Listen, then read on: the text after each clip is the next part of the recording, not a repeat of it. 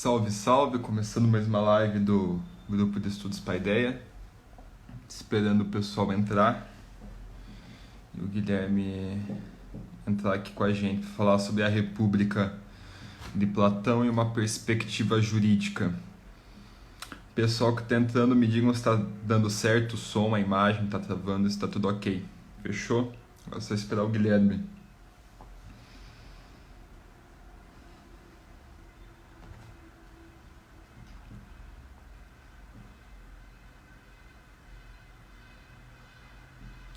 Salve, salve, Cauê!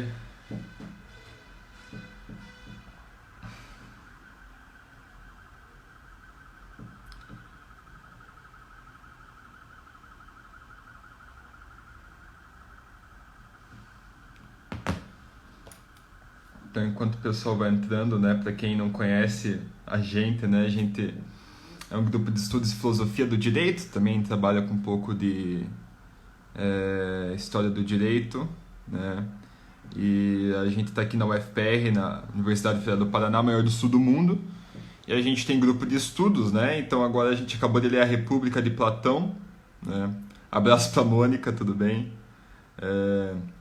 A gente leu a República de Platão, e agora o Guilherme, além de amigo meu, né, uma pessoa, um gigante envergadura intelectual, né, e ele vai compartilhar umas ideias sobre uma perspectiva jurídica da República de Platão, né? Então a gente leu essa obra, e a gente vai discutindo, lendo, comentando, debatendo, e agora o Guilherme vai dar uma, digamos, uma aula, uma exposição pra gente. A gente trouxe algumas perguntas que a gente tinha no decorrer da discussão, tá? Alguns comentários também que eu fiz. E, bem, fiquem à vontade para mandar perguntas. Salvo engano, acho que é embaixo, para ela não ficar perdida nos comentários. Salvo engano, ali embaixo tem uma caixinha para que se envie as perguntas, beleza?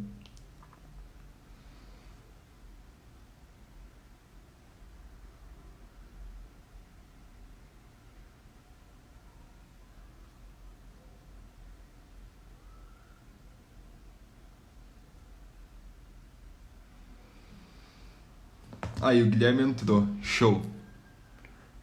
Agora eu tenho que... Deixa eu ver. Aí. O Guilherme entrar.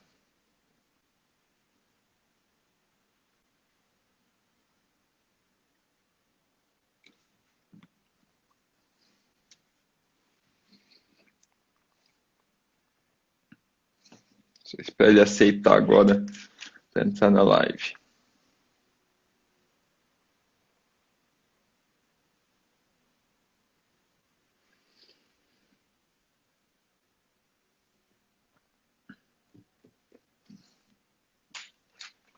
Bem, enquanto ele não entra, né, só sugestão pessoal minha, leiam a República de Platão, vale muito a pena, não é um texto difícil.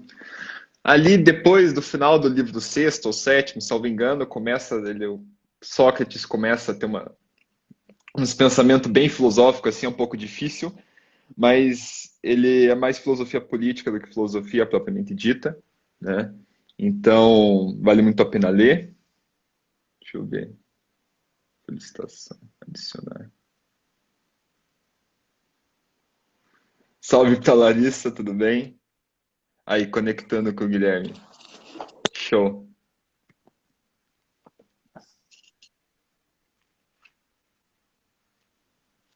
Tá funcionando aqui? Tô te escutando perfeitamente, Guilherme. A imagem está travada. Sua imagem tá travada, mas eu te escuto.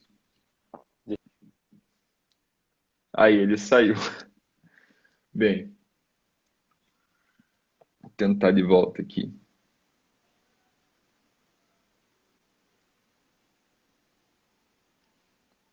Bruno pediram para indicar livros. Livros sobre o quê, Bruno? Acho que agora está funcionando. Perfeito. Tudo bem, bom, Guilherme? Rubens? Tudo certo? Tudo ótimo. Tá, então eu já fiz uma introdução para o pessoal enquanto a gente esperava, né? E, Guilherme, agradecer sempre enormemente por você estar aqui com a gente, né? Sabe o quanto eu te admiro, né? Você me ajudou muito ano passado, depois ali na faculdade, né? Então fica o registro da minha admiração total pelo teu trabalho, né? E dessa amizade pessoal que a gente cultiva, né? Ah, minha E, alegria. e bem, para começar, então, a gente tinha combinado fazer um Q&A, Questions and Answers, sobre a Uhum. República de Platão, né? E a primeira coisa que eu queria que você falasse, Guilherme, eu sei que você gosta muito dessa obra, você já contou várias vezes essa história, né? Sobre quando estava na faculdade de Direito e e começou a ler sobre a imortalidade da alma, né? Então eu Uhum. queria que você falasse um pouco, só para a gente começar, como o que que esse livro importa para você, né? O que que esse livro significa para você, né? Você que tem uma ligação muito pessoal com esse livro na tua história. Tenho, é. Embora você sabe que a discussão da imortalidade da alma não foi na República a primeira vez que eu li, né? Foi, na verdade, no, foi em dois livros. Foi no Mênon e no Fedro, né? Então, os dois livros que constava essa discussão. Mas a República de Platão foi um livro que teve uma importância formativa muito grande para mim. Eu, de fato, muito da minha formação se deu esse livro, e Platão foi o começo de tudo. Foi por meio de Platão que eu comecei a estudar filosofia, foi o primeiro grande filósofo que eu comecei a ler. Por meio de Platão eu cheguei em São Tomás. E eu diria assim, eu depois de passar por toda uma formação, passar pela faculdade de filosofia, por tudo, Platão é para mim assim, eu divido a filosofia. Nietzsche separava a filosofia em mais ou menos Platão como o grande ponto da filosofia. Eu concordo com Nietzsche. Nietzsche falava isso para poder destruir a filosofia por odiar a tradição filosófica. Ele achava que a tradição filosófica era uma coisa negativa. E eu acho justamente que é uma coisa extremamente positiva. E eu acho que Platão, de fato, para mim, quem passou por Platão, eu elenco de um modo, e quem não passou por Platão, eu elenco de outro modo. Para mim, a filosofia começa depois que o cara já dominou as teses do Platão. Mesmo que não seja platônico, ter dominado as teses do Platão é a porta de entrada para a filosofia. Então, eu acho que conhecer Platão é se afeiçoar com a filosofia. A história de que a história da filosofia composta de notas de rodapé a Platão é muito verdadeira. Isso porque, veja, ele lançou tudo, ele é o pai de todas as discussões da filosofia, não dá para fugir dele. Então, para mim, eu tenho um amor muito grande pela obra do Platão, né? E sim, muito da minha mudança de vida intelectual, começou com a leitura do Platão, né? Não, perfeito. Então, primeira pergunta, assim, que eu teria, né? Eu vou fazer uma pequena introdução expositiva aqui. E se eu tiver qualquer equívoco, por favor, me corrija, Guilherme. Então, Uhum. assim, a investigação da República, para quem não conhece, é um diálogo, né? Sócrates conversando, né? Um diálogo socrático. E eles começam a investigar sobre a natureza da justiça e da injustiça, né? Apenas dando um breve Uhum. panorama. E nesses diálogos, eles chegam à necessidade de criar uma cidade, né? Criar uma polis, a República, para que na República se tenha uma visão de justiça para que ela se reproduza no indivíduo, né? E chega a ficar muito claro essa metodologia socrática de ir para o indivíduo, para a polis, da polis para o indivíduo, da polis para o indivíduo e do indivíduo para a polis, e por assim vai, né? Isso nas cinco Isso. formas do governo que a gente vai falar mais para frente, né? Mas antes disso tudo, Platão, ele vê mais a justiça como não na noção que a gente teria hoje em dia de uma perspectiva mais jurídica, assim, ou até mesmo a de Aristóteles, né? Ele vê mais como virtude interna da pessoa e ele chega até a falar no finalzinho do livro 4, né? Que ela não tem uma dimensão exterior, né? Que ela tem uma dimensão interior que se replica na polis, né? E muito diferente da Uhum. Aristóteles, não seria algo externo, mas algo muito interno, né? Queria que você falasse um pouco sobre a natureza da justiça, sendo ela mais interna do que externa, né? Pois é, eu não sei se a política, se a justiça em Aristóteles é mais externa do que interna. Porque você veja que dentro da discussão aristotélica, a justiça é também uma virtude, uma das 4 virtudes cardeais. E a polis, ela só existe na medida em que existem os indivíduos que vivem essa polis. Aliás, uma das finalidades essenciais da polis é o bem da alma. A finalidade última da polis em Aristóteles é o bem da alma, que é o daimonia.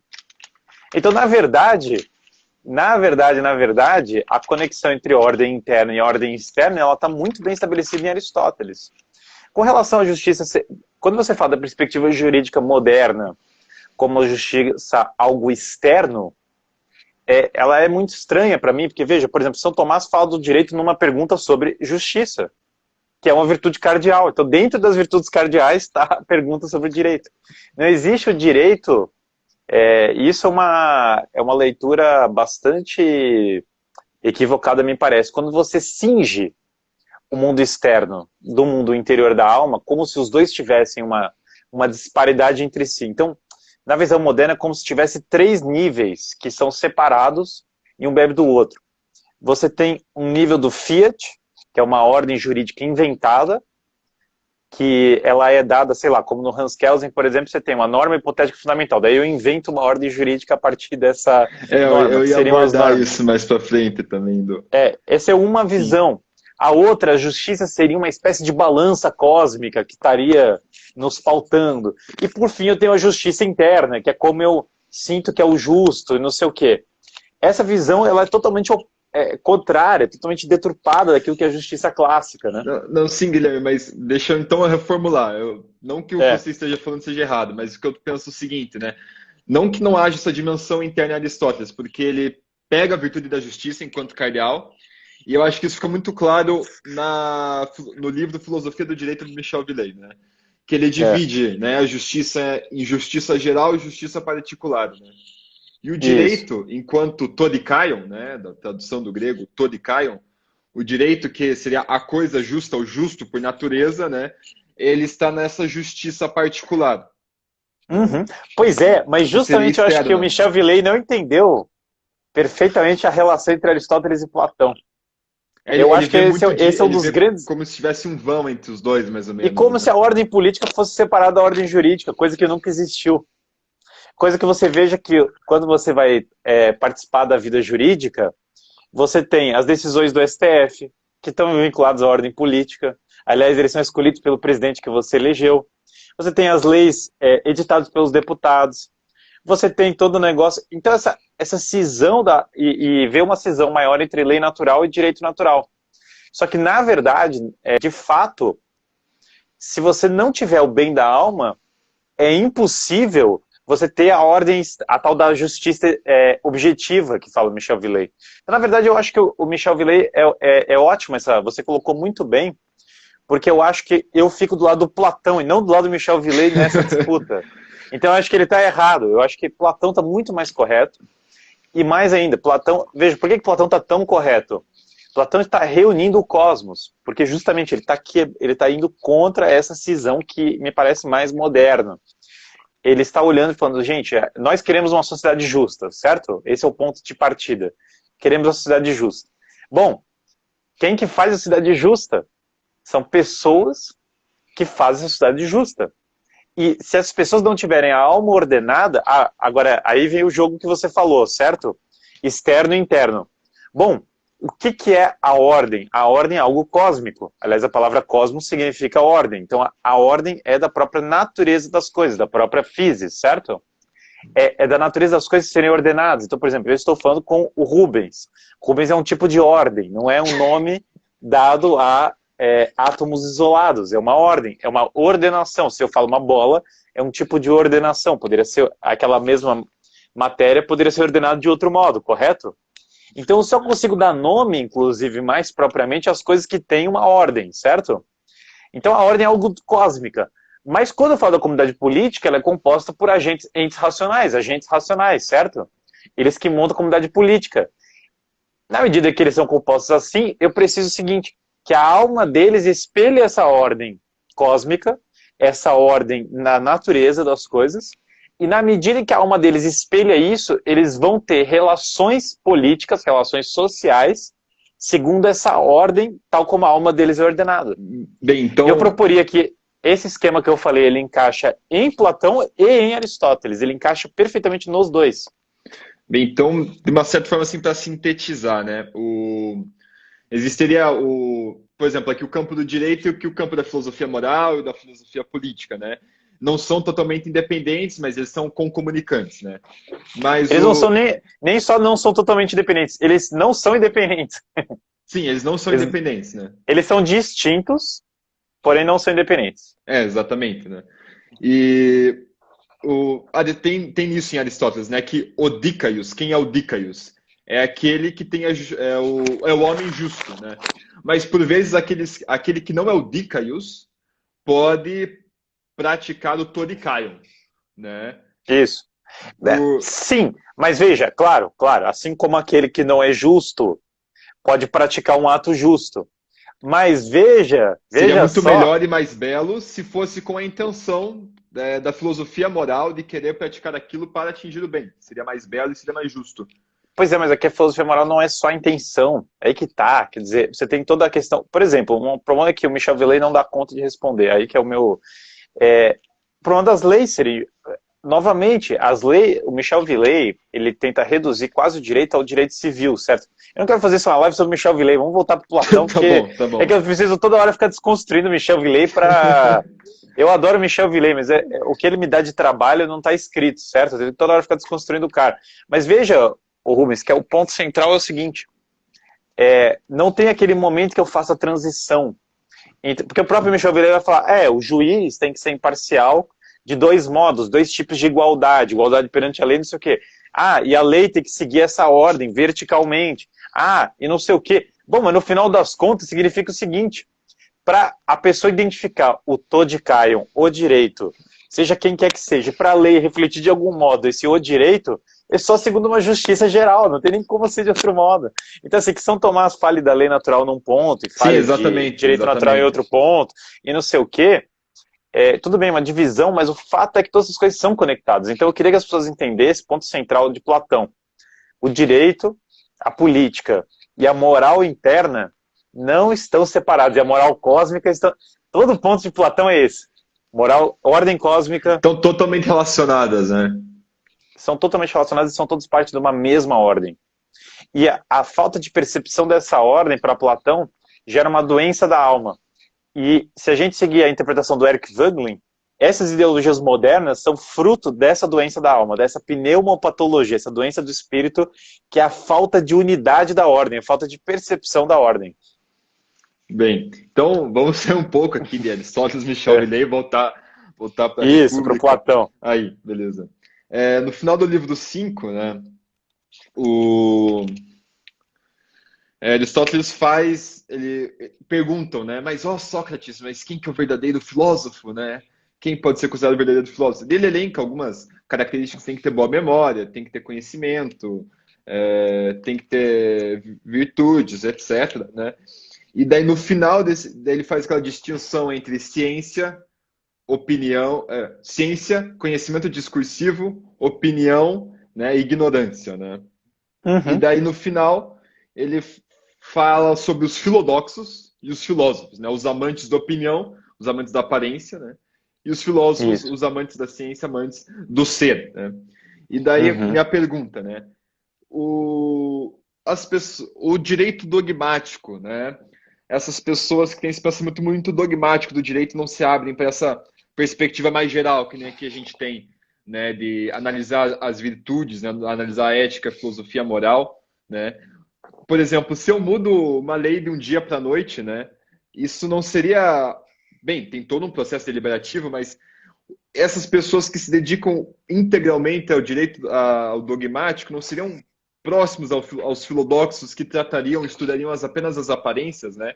Da lei positivada, mas não aquilo que realmente a lei deveria ser, o que ela realmente ela a grandíssima maioria da classe jurídica atual é filodoxa pura. São amantes das opiniões. Aliás, eu iria mais longe. Quem acha que a lei positiva é a lei por si, já é filodoxo por definição. Só pode ser, porque veja, só pode ser. E aí eu explico por que só pode ser. A lei positiva, ela deriva ou não da natureza das coisas, portanto, do mundo do real. Se a minha resposta for que sim, ela tem que derivar do mundo real, eu vou cair no realismo jurídico, portanto, vou cair na noção de lei natural. Daí eu vou ser obrigado a entender que a lei positiva ela é boa na medida que ela segue a lei natural. Essa é uma posição. Da outra posição, eu vou falar, não, a lei positiva é opinável, ela é variável, ela não tem nenhum fundamento no real. Ora, o que que não tem necessariamente fundamento no real, mas é simplesmente uma colocação adoxa. Então, se eu não fundamento a lei positiva na lei natural, eu amo o quê? Adoxa, a opinião. A lei Quer dizer, positiva se torna fundamento em simplesmente algo que uma não opinião. existe. Uhum. É fundamento em algo que é pura opinião. Então, é a opinião dos deputados, é a opinião dos Isso é algo constituintes, mais é a opinião. convenção, né? É uma convenção. Agora, então são os amantes do nomos, ou, pior ainda, da doxa, da aparência. E se eu fundamento a lei positiva na lei natural, significa o quê? Eu amo o quê? A natureza. Portanto, o real, portanto, a filosofia. Então, a disputa entre justnaturalismo e justpositivismo, ela é uma disputa entre sofistas e filósofos. Os filósofos defendem o justnaturalismo e os sofistas defendem o justpositivismo. Tanto é assim que você vai ver muitos justpositivistas vão elogiar quem? Nietzsche, que é o amante dos sofistas, que fica do lado dos sofistas na República. Eles vão ficar do lado de todas as posições antiplatônicas. O nominalismo, que é justamente a posição antiplatônica. Então, quase toda a tradição positivista, ela é contra o realismo platônico. Aliás, quase toda não, ela é contra o realismo platônico maciçamente. Então, essa distinção entre justpositivismo e justnaturalismo é a distinção entre filósofos e sofistas. Eu não tenho dúvida. É filodoxa e filosofia na veia. E ainda Platão diz, né, como que você vai identificar um filodoxo? Ele fala, aquelas pessoas que se atêm muito às coisas temporais do tempo e não se prendem à essência do imutável, do atemporal, né? Perfeito. Então você pega uma pessoa que no estudo da arte jurídica só liga para as leis que estão escritas e de um dia para o outro, de um ano para o outro podem mudar, se ela só se atém ao temporal e não ao imutável, aí você consegue identificar o filodoxo, né? Total. E mais o sofista ainda, porque daí a pessoa vai falar, não, mas o importante é que eu tenha eloquência sobre essas leis, o importante é que eu conheça a doutrina dessas leis, o importante é que eu conheça o quanto elas mudam.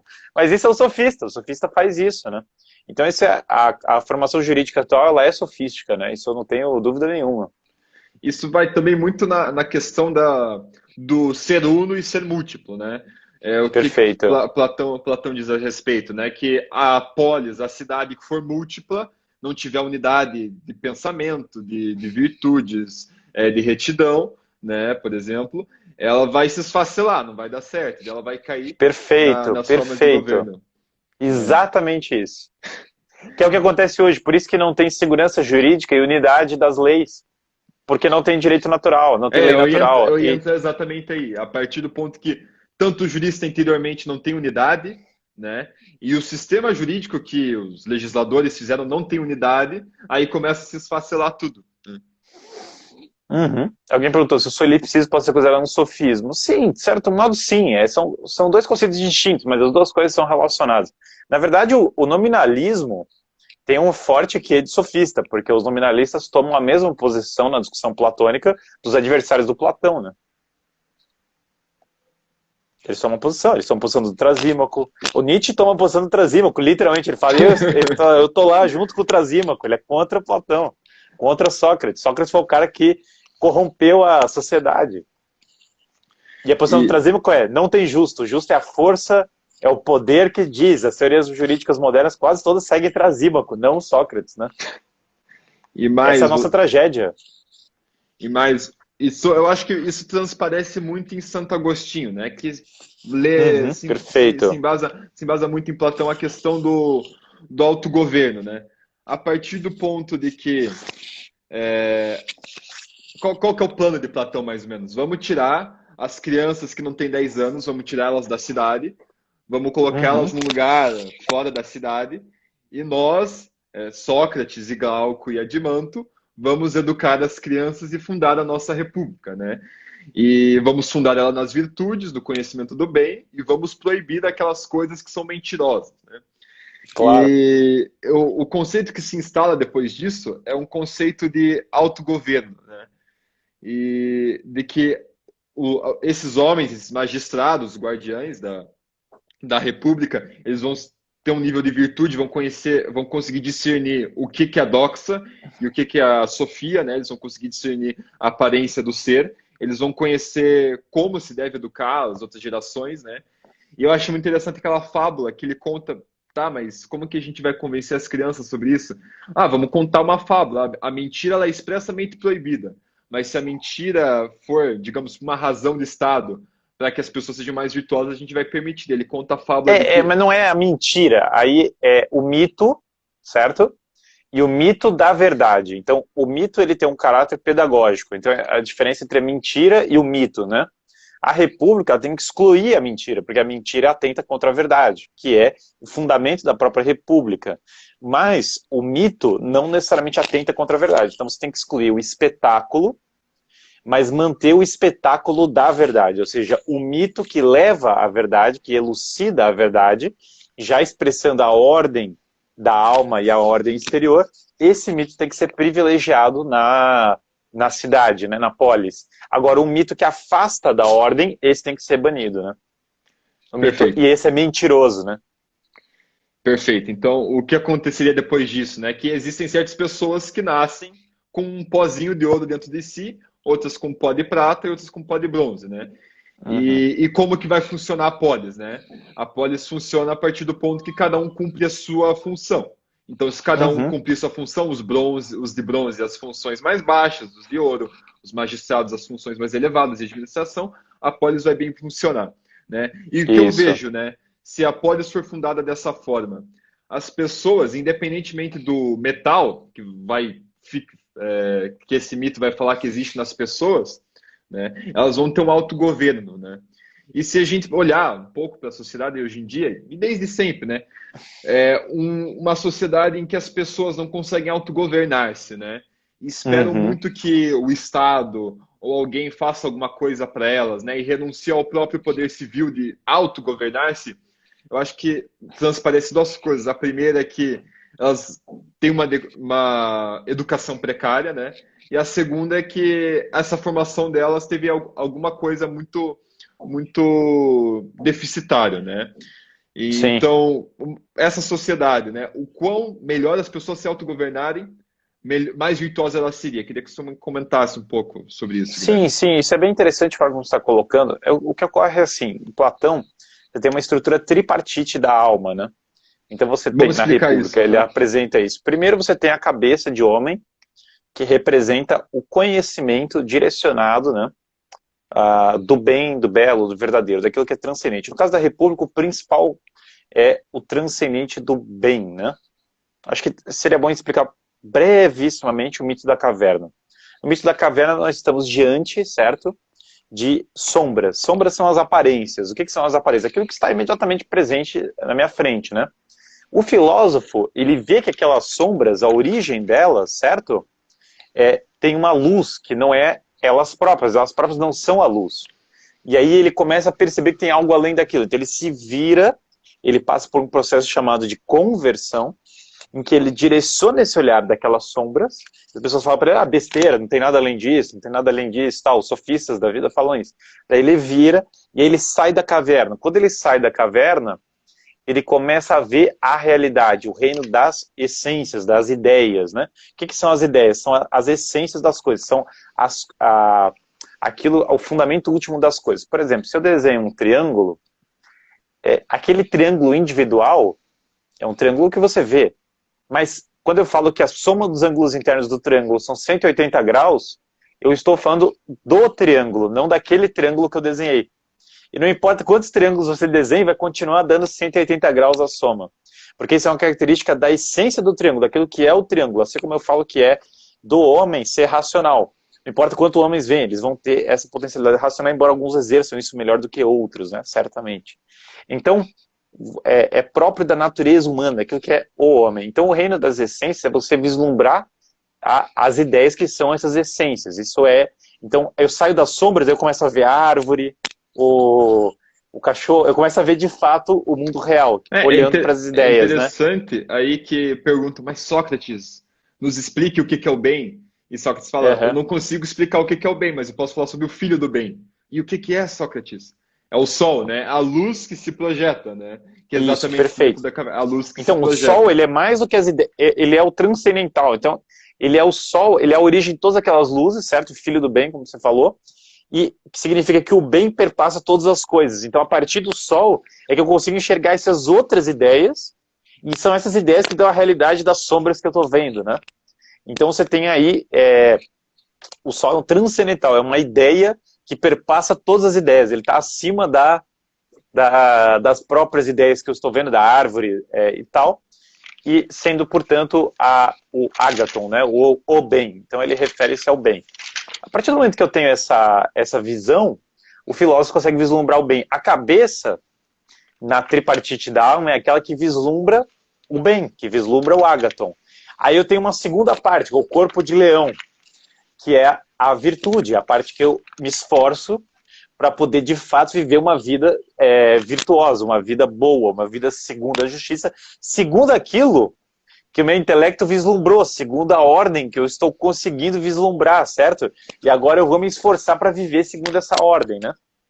E aí, por fim, eu tenho a parte de bode, que é a parte de baixo, que são as paixões. O desejo sexual, de alimentação, os desejos mais elementares que o homem compartilha com outros animais. Esses desejos, eles têm que ser ordenados segundo a virtude, e a força, a virtude, segundo o intelecto, segundo a visão das ideias, né? Então essa é a tripartite. Uma pessoa ordenada subordina as paixões à virtude e as virtudes estão em vista do bem transcendente, né? Então, o que é virtude? É buscar o bem transcendente com as ações. Então, essa é a estrutura. Bem, eu acho que essa parte do livro eu achei muito interessante. É super no final, é quase as últimas 5 páginas, que vai super com o que você falou, né? No final tem um mito, basicamente, de que um guerreiro ele morre, né? Isso. E daí a alma dele vai lá para os Campos Elíseos gregos, é como se fosse o céu, assim, né? Uhum. E daí, para encurtar um pouco a história, né? No final, as almas, depois de 1000 anos que elas passassem ou no inferno ou no céu, né? Elas poderiam escolher as almas que elas iam encarnar, né? E as almas que eram boas, mas não conheciam a justiça em si, elas escolhiam os tiranos para se reencarnar. Por quê? Porque elas não conheciam o sofrimento do inferno e elas não conheciam a essência da justiça. Assim, o sendo, elas pensavam, essas pessoas boas, elas pensavam que o tirano, a vida do tirano era a melhor do que tinha, né? Porque a justiça não reinava na alma delas para ter essa ordem exatamente que você falou. E ao contrário, as pessoas que foram tiranos na vida anterior, né, por conhecer todo o sofrimento do inferno e por ter vivido a injustiça no mais alto grau da alma, mas por conhecê-la, né, eles escolhiam para se encarnar em pessoas boas que conhecessem a justiça, né? Então, Sim, uma forma dele falar que a escolha pelo bem é a escolha mais profunda, né? A da pessoa que realmente conhece todas as coisas, ela escolhe o bem. A pessoa que conhece mais ou menos escolhe o mal, porque não tá subordinado a pessoas mais baixas. O tirano é um conceito, e Platão muito bem definido, porque o tirano é aquele que tem o amor da morte. Você falou da nossa sociedade, tem a estrutura dos governos da república, né? Que é descendente. Então você tem a república, que é a sociedade totalmente ordenada, certo? Ela é uma monarquia, uma aristocracia, uma república. Por que ela é os três? Ela é uma monarquia porque ela é a monarquia do rei filósofo, que é aquele que é escolhido entre os seus pares por ser o mais virtuoso, o mais qualificado. Ela é uma aristocracia porque ela é o governo dos melhores, ela não é o governo de qualquer um, mas sim daqueles que são melhores na sociedade. E ela é uma república porque ela tem essa organicidade, essa participação do cidadão própria das repúblicas. Então ela é os três, certo? Ela é uma politeia, uma aristocracia e uma monarquia. politeia que é o título original do livro, né? Exatamente. E aí ela tem uma estrutura tríplice que ela tem essa aristocracia com o rei filósofo, que é aqueles que seguem a cabeça, ou seja, aqueles que veem as ideias e governam a sociedade de acordo com as ideias. Os guardiões, que são aqueles que protegem, que mantêm a ordem na sociedade. E as pessoas que cuidam da economia, que são aqueles que atendem às necessidades cotidianas, aqueles que vão à comida, fazem circular a economia, que são os artesãos, etc. Quando a cidade é ordenada bem desse modo, ninguém almeja mais do que tem, e a sociedade funciona muito bem, cada um cumpre a sua função e todos buscam o bem e a justiça. No nosso mundo atual, como as pessoas não são direcionadas para o bem, não se dá a república de fato, né? As pessoas se corrompem ela. E elas corrompem como? Vai baixando. O filho do aristocrata vai produzir um timocrático, que é o cara que quer o o bem das glórias, que é os louros da vitória, da guerra e assim por diante. Já é uma cidade mais desordenada, baixou da cabeça, já está no peito, certo? Daí vai baixar mais ainda para a oligarquia, os filhos, o cara não pensa no bem como de maneira principal e educa o filho deles para ganhar dinheiro. O filho começa a querer o dinheiro, fala, para que eu vou me estrepar na guerra se eu posso simplesmente ganhar dinheiro? Aí você tem uma cidade oligárquica. Vale mencionar o fato seguinte, que nem dito no começo, cada polis, né, cada forma de governo tem um homem correspondente, né? Isso, perfeito. E Exatamente. tem um homem correspondente, e daí fica a questão, né, se principalmente se o governante já tiver alma corrompida, vai mudar a forma de governo, né? E ele vai corromper as outras pessoas para igualmente abaixarem o estado das suas almas, né? É Então, mútuo, como eu disse, não tem nem como, não tem exatamente, ordem. Não tem nem ordem, é uma coisa leva a outra e assim por diante, embora exatamente. a alma humana seja responsável por isso. Aí você tem a oligarquia, que é o regime pelo dinheiro, quem ganha mais dinheiro é quem manda, certo? Essa tem uma desigualdade social razoável, e aqueles que não têm vão querer matar aqueles que têm, porque é uma cidade que privilegia os bens materiais acima de tudo. Daí cresce o banditismo, a guerra, o ódio de classe, assim por diante.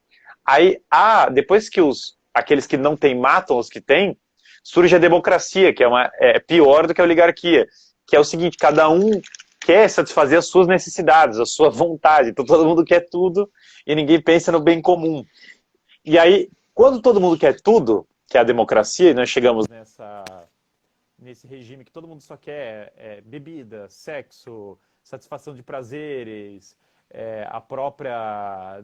Não tem noção de bem comum mais, chega um esperto, que é pior do que os outros, que é o manipulador, que é o sofista maior, ele vai manipular os outros para poder, se valendo das paixões mais baixas dele, obter poder em troca de satisfazer essas paixões. Então ele vai oferecer pão, circo, sei lá o quê, vai dominar as pessoas e vai levá-las para pior do que isso, é o tirano. Então ele ama a morte diferente da vida, ele ama o falso e ama o feio, né?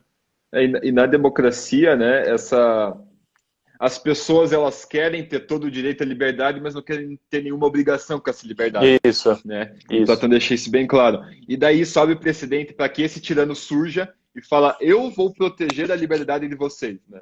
Isso, E exatamente. e daí ele fala no começo, ele vai até ser um cara bacana, né? Mas no É, final, ele vai começar a se cercar das pessoas perversas, porque ele não vai ter nenhum amigo, né? E principalmente, o tirano vai se instalar nessa cidade, mas quem que é o tirano que está dentro do tirano, na alma do tirano, né?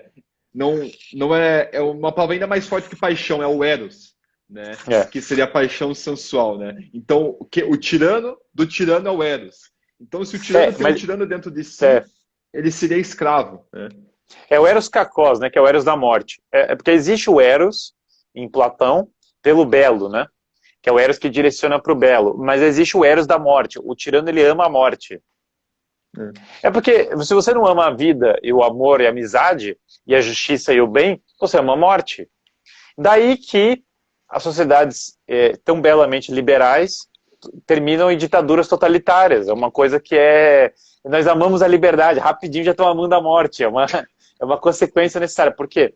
A verdadeira liberdade, esse é o Tocqueville falava muito, né? A verdadeira liberdade é junto com a moral.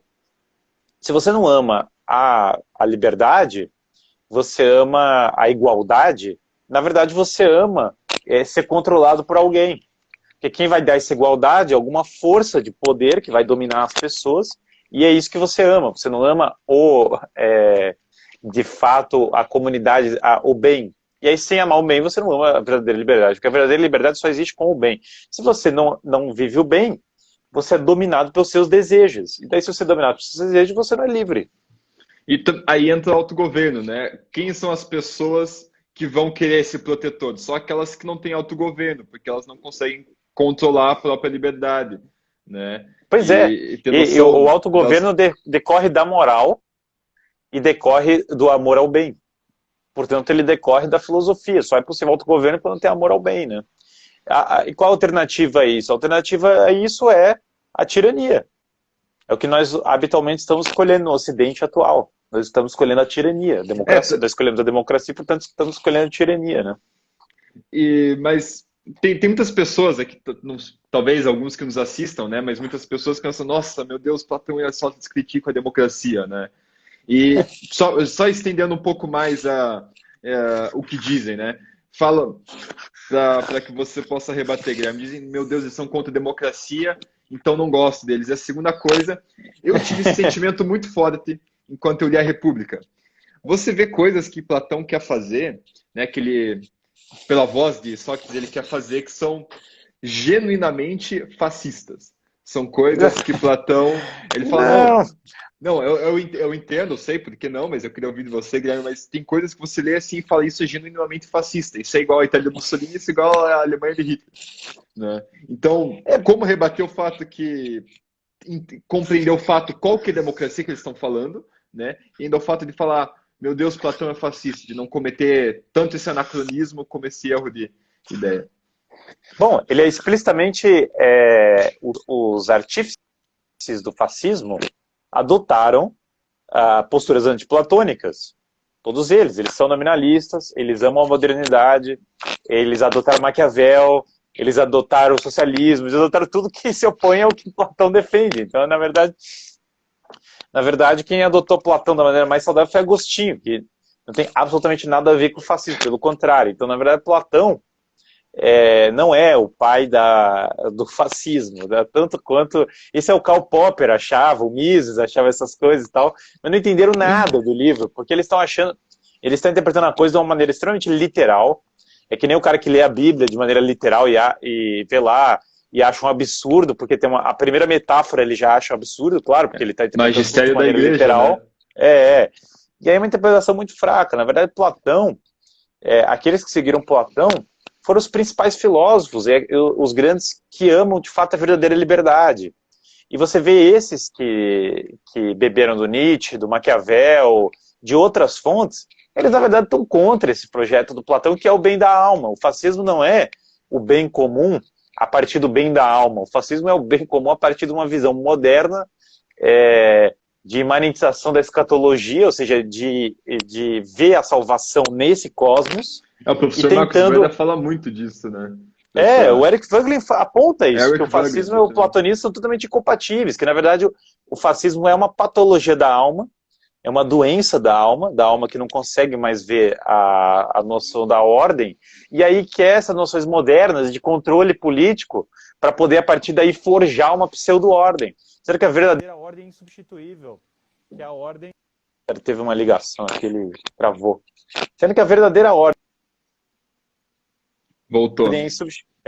Sendo que a verdadeira ordem é insubstituível, você não pode, de fato, negligenciar isso. Então, o fascismo ele se opõe ao platonismo, obviamente. Toda a modernidade, toda a concepção moderna moderna desse tipo totalitário e tal, é justamente o contrário do que o Platão está defendendo. Ele é contra a tirania, ele é contra a imanentização da escatologia, a desordem da alma. Então as coisas são muito opostas, né? E eu acho que isso fica mais evidente, né? Quando você pega a doutrina de Mussolini, né? Um livro que Mussolini escreveu para uma enciclopédia, né? A Sim. doutrina do fascismo de Mussolini. Não dá nem 40 páginas, assim. Você lê assim, hoje é o maior absurdo do mundo, mas você vê a completa incompatibilidade com Platão, né? Daquela doutrina do... Não tem nem como. Não tem nem como comparar. Isso é doideira do Karl Popper, que ele acha que tudo que não tal de sociedade aberta é uma besteira tremenda. O Karl Popper não entendeu nada do que era o Platão. Outro dia saiu um artigo do Mises Institute, do Instituto Mises aqui do Brasil, falando mal do Platão. O pessoal não entendeu lufas da teoria do Platão. Eu não sei quem escreveu o artigo, mas a pessoa que escreveu claramente não entendeu o ponto. Platão é autoritário, pelo amor de Deus. É o contrário. Platão foi o primeiro cara que finalmente colocou uma ordem em como de fato escapar da tirania, que é de fato a elevação da alma. É a melhor forma de escapar da tirania. Então, até agora ninguém conseguiu fugir desse esquema platônico muito bem. E ainda, eu acho que a melhor forma de você refutar isso na própria República acho que é a última fala do livro 9, né? Que acho que não sei se é Glauco ou Adimanto, deve ser Glauco. Ele pergunta, mas Sócrates, como isso é possível, né? Ele sempre faz essa pergunta, mas como, Sócrates, né? E daí, como que a gente vai saturar essa cidade? Daí ele responde bem assim, né? Talvez haja um modelo no céu para quem quiser contemplar a nossa cidade e a partir dela governar a sua alma. Não importa se essa cidade exista ou tenha de existir, é somente as suas leis e de nenhuma outra que o sábio fundamentará a sua conduta. Então, quer dizer, essa cidade, não importa que ela exista aqui na Terra, não é o objetivo que a ideia Não, e de que nem é exista aqui na possível, Terra. porque não E é é possível, na impossível. verdade. Agora veja que mesmo que fosse, não seria o fascismo. Gente, é isso que... Ó, esse é um dos pontos para mim mais importantes que a galera não entende. Se exaltou, né? Um O pouco, pessoal Guilherme. bota assim, o fascismo, o comunismo são sociedades ideais. E daí fala, o que mais tem de sociedade ideal? Aí tem a utopia, daí tem a república, que também eram sociedades ideais. Gente, não tem nada a ver com isso. Nada a ver com nada. Primeiro, a utopia não é uma cidade ideal, do Thomas More. Não foi escrito para ser uma cidade ideal. Não é uma cidade ideal. Eu já ouvi você falar Utopia é isso uma... umas 20 vezes, Guilherme. não é esse o projeto, é uma Atlântida. Só que a Atlântida em Platão não é a cidade ideal. A Atlântida é inferior à Nova Atenas, à Antiga Atenas. A Antiga Atenas é a cidade ideal. Então, em Platão tem a diferença entre Antiga Atenas e Atlântida. E a utopia é uma Atlântida, não uma Antiga Atenas. Então, está errado se quer isso. Outra coisa, o comunismo, o fascismo são sociedades, entre aspas, ideais, mas não são ideais porque elas rejeitam a ideia no sentido platônico. São sociedades, digamos assim, que idealizadas, né? Melhor do que ideais, mas são sociedades que são totalmente imanentizadas, é tudo terreno, é o paraíso na Terra, que é o absurdo lógico, não tem o menor sentido porque o paraíso na Terra pressupõe, qual que é o pressuposto do paraíso na Terra? Que a natureza humana, ela pode ser mudada, como dizia Rousseau, ou ela é fixa de um determinado modo que pode ser alterado pela ordem política, coisa que Platão rejeita. Na verdade, por que não tem como ter o paraíso na Terra para Platão? Porque a alma humana é corruptível, ela está se corrompendo toda hora, é super dramático a alma humana encontrar o bem aqui na Terra. Então não tem como ter essa incorruptibilidade. O homem pode se corromper, o homem pode encontrar o bem, e esse drama do homem poder encontrar o bem ou não, dá toda uma variedade na história, que você não pode controlar a história. Então a noção que você vai controlar a história e arrumar os rumos dela é totalmente antiplatônica, é o contrário do Platão. Para Platão, cada alma tem que se ordenar em busca dessa ordem que é transcendente, ou seja, não é uma ordem da Terra, é uma ordem do bem, das ideias que são transcendentes, são para fora desse mundo. É uma noção de que essas ideologias, o que elas querem? Elas querem fazer com que a história tenha seu fim na própria história, não na meta-história. Isso, né? exatamente. Então, a partir do ponto que você pega a meta-história e imanentiza na história, né? E falar que o paraíso é possível aqui nessa vida, aí que começam todo esse caos, né? E isso fica muito evidente na Tivita Dei, né? Na Cidade de Deus de Santo Agostinho. Quando que vai acontecer isso? Quando a Cidade de Deus se juntar à Cidade dos homens. E quando que vai ser isso? O juízo final. O juízo final, exato. O juízo final. Aliás, por isso que eu sempre insisto, pessoal. O pessoal fala, o Apocalipse está chegando, mas isso é uma coisa boa, cara. O Apocalipse é o advento do Cristo, da ordem perfeita. A melhor coisa que pode ter é o Apocalipse. Agora, o Apocalipse é uma coisa maravilhosa. O que não é uma coisa maravilhosa é a imanentização da escatologia. É você pegar e achar que o paraíso, o Apocalipse vão acontecer na Terra. Com a Revolução Comunista. Né? Mas é uma tendência gnóstica com certeza, com o fascismo, com sei lá mais o quê. Então essas noções de fascismo é totalmente moderno, totalmente revolucionário. Não tem nada a ver com... O Mussolini era do Partido Socialista, Mussolini era um revolucionário, Mussolini não gostava da tradição italiana. Ele queria voltar ao Império Romano, mas o Império Romano pagão, não o Império Romano cristão. Então já denota o caráter do Mussolini. Não tem nada a ver com nada. Enfim, voltando um pouco aqui para a República. Tá? No final do livro 3, né, Glauco de volta mais Sócrates, quem serão os juízes, né? E os juízes são os que vão governar a cidade. Mas como devem ser os juízes? Eu achei isso muito interessante, né? Convém que os juízes ele seja uma pessoa experiente e mais velha. Mas por quê? Para que ele conheça a injustiça sem cultivá-la em sua alma, estudando-a como estranha na alma dos outros, e que a ciência lhe faça sentir claramente o mal que ela constitui. Não a experiência. Eis o juiz sábio e bom. Né? Por quê? Porque aquele que é perverso não pode conhecer si mesmo, né? E conhecer virtude. Ao passo que a virtude, de uma natureza cultivada pela educação, conseguirá com o tempo conhecer-se a si mesma e conhecer o vício. Então, Perfeito. hoje, nossos juízes, Guilherme, no Brasil, eu queria entrar no tópico de ativismo judicial. Como que os perversos que não conseguem conhecer a si mesmo nem a virtude querem se passar por aqueles que, juízes bons, experientes, que conhecem a virtude sem nunca ter a experiência delas, né? Para não ter sido Eu vou me permitir corrompidos. usar uma metáfora do Senhor dos Anéis para explicar isso, certo? Imagine o seguinte, tem lá uma pequena floresta, certo? Élfica, em algum lugar perdido. E aqueles elfos, eles estão há 400 anos. 400 anos, eles ficaram 400 anos cantando, se preparando e montando uma bela de uma espada, certo? E aí eles, enquanto eles montam essa espada e eles conhecem tudo sobre os metais, eles conhecem tudo sobre a natureza, e eles cantam sobre ela, e eles lembram da criação do mundo, e eles cultivam a sabedoria por 400 anos da metalurgia e tal, certo? E aí você tem, um pouco próximo a essa floresta dos elfos, você tem aqueles orcs, aqueles trolls do Hobbit, e eles estão discutindo como que eles vão comer o Bilbo e pegar a espada dele, Sim. certo? Esse é o negócio. Então, quando você me fala assim, olha, Guilherme, tem aqui a República do Platão, e aí tem aqui o ativismo judicial pós-moderno do Brasil de hoje, é mais ou menos assim, a República do Platão é lá a Vila dos Elfos, então tem gente lá cultivando há 400 anos, o metal, construindo, tal, louvando a origem do cosmos. O ativismo judicial moderno é a Vila dos Trolls, entendeu? Tem alguma semelhança, sim, porque os dois têm uma espada, né, envolvida no episódio, mas para por aí.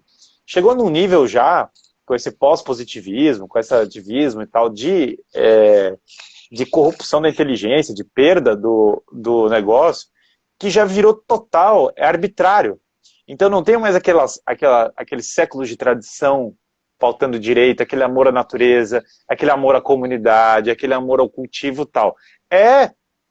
Briga pós-moderna atrás de briga pós-moderna. Qual é a classe dos mais oprimidos? Eu não sei o quê, daí o cara quer uma verba aqui que tá sobrando, daí tem um acordo do não sei o quê, pegar um saquinho de dinheiro aqui, um desvio aqui, um outro negócio ali. Então virou o caos completo e ninguém mais sabe o que está falando, ninguém mais tem uma teoria filosófica jurídica capaz de dar ordem ao juízo das leis, interpretá-las, de julgá-las de uma maneira minimamente coerente. Então o que nós estamos vendo agora é a total falta de critério para isso. O ativismo judicial, ele já por que ele é pós-positivista? Porque ele já a negligência, ele já negligencia, já parte do pressuposto da negação da lei natural que o positivismo fez. Esse já é o pressuposto dele. Qual que é o pressuposto? Eu odeio a lei natural. A partir disso, começa a triunfar o quê? A vontade. E a partir do momento que a vontade triunfa, é a minha vontade contra a sua, do meu grupo contra o seu. Então o Carl Schmitt ganha. E aí, paradoxalmente, aqueles que se dizem os adversários do nazismo, seguem a teoria jurídica igualzinha que era do nazismo. Força de poder, força de disputa, o mais forte vai ganhar e fazer valer a sua vontade. Então é isso que nós estamos vendo hoje. Hoje nós estamos vendo um advento do voluntarismo jurídico, do cara que tem a sua vontade legislativa, Direito não se é mais ela produto segue da a razão, né? lei, se ela segue a lei, ou se ela não segue a lei, ou se ela deriva da razão, ou se ela tem alguma coisa a ver com o bem comum, whatever, é do meu grupo de interesse. Então, e esse grupo de interesse pode ser uma oligarquia obscura, pode ser uma minoria, pode ser qualquer coisa, porque na verdade, quando você perde o bem comum de vista, você pode aderir ou a grupos de pressão ou ao bem individual, egoísta. E as duas coisas são igualmente arbitrárias. Por que você está aderindo a esse grupo e não aquele outro? Por que você prioriza aquele tipo de vida e não aquela outra vida? Por que você prioriza esse tipo de interesse e não o outro? Então, na verdade, como você não tem mais o critério de bem comum, qualquer critério que você adota é arbitrário. Então pode ser a vida alemã. Não, eu protejo só os alemães brancos. Não, eu protejo só os negros. Não, eu protejo só as mulheres. Não, eu protejo só os homens. Eu protejo eu mesmo. Eu quero o meu interesse dos meus amigos. Eu quero botar dinheiro do meu bolso. Porque o bem comum foi dissolvido. Então, a noção mesmo da justiça, o coração da coisa, foi perdido no direito atual. E isso ele precisaria ser resgatado com muita urgência. Então Platão é um mestre assim, de um nível tão elevado que é difícil até fazer a ponte, é uma coisa desafiadora, que a gente está falando assim do o cara nas nuvens, e daí a gente está comparando com o cara chegando e fazendo poesia lá na hora da negócio, falando assim, a lei é uma fruta da minha vontade, quer dizer, realmente, por isso o exemplo dos trolls, que os trolls são arbitrários, né? Não, eu quero comer o Hobbit, não, eu como primeiro, não, sai da minha frente que eu vou te bater, e daí vira isso, então o caos toma conta, né? Então, Guilherme, acho que a gente tem mais 2 ou 3 minutos só, né? Uhum. Então, se eu fizesse essa pergunta, a gente ia se estender aqui bastante, né? E, bem, de qualquer forma, para quem está assistindo, só explicar quem que a gente é, né? O Paideia é um grupo de estudos de filosofia do direito sediado na UFPR, tá? E a gente está fazendo algumas lives, né? Se vocês se interessarem, sigam a gente lá no Instagram, a gente faz algumas lives, né? Falando sobre ética jurídica, próxima live com o professor Frederico Bonaldo, falar sobre direito natural e legítima defesa com o Dr. Rafael Brodbeck, delegado, em Pelotas, no Rio Grande do Sul. E hoje a Grandes gente tem... amigos. E o próximo livro que a gente vai ler, já anunciando, vai ser Ética Nicômaco, né? Então agora a gente vai ler Ética Nicômaco. Segundo Michel Villei, a gênese, o nascimento da filosofia do direito. Talvez o Guilherme não concorde, né?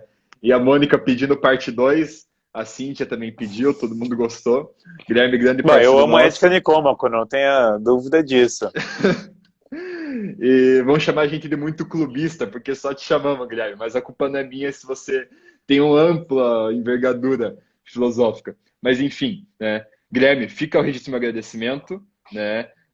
O grande apreço que eu tenho por você, tá? Minha Agradeço alegria. infinitamente a disposição. E quem puder, siga a gente lá, o grupo de estudos Paideia de Filosofia do Direito da UFPR. Perfeito? Alguma consideração, Guilherme? Não, só isso, é sempre um prazer, vocês são ótimos, estou sempre à disposição, vocês sabem, né? Até sair correndo do trabalho para poder estar Obrigado. aqui, eu já estou de paletó, crachá, quer dizer, o negócio foi corrido aqui para poder estar aqui com vocês, mas é uma alegria sempre muito grande.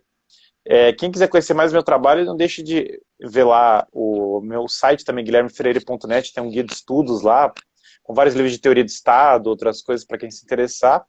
E tem um canal do YouTube também, além do meu perfil do Instagram, tem um canal do YouTube, tô postando vídeos 3 vezes por Hoje semana. postou um vídeo do Platão, inclusive, né? Educação Exatamente, e Platão. exatamente. Educação, bem, eu não abordei isso muito por causa da nossa perspectiva jurídica, mas dá para tirar muita conteúdo pedagógico dali.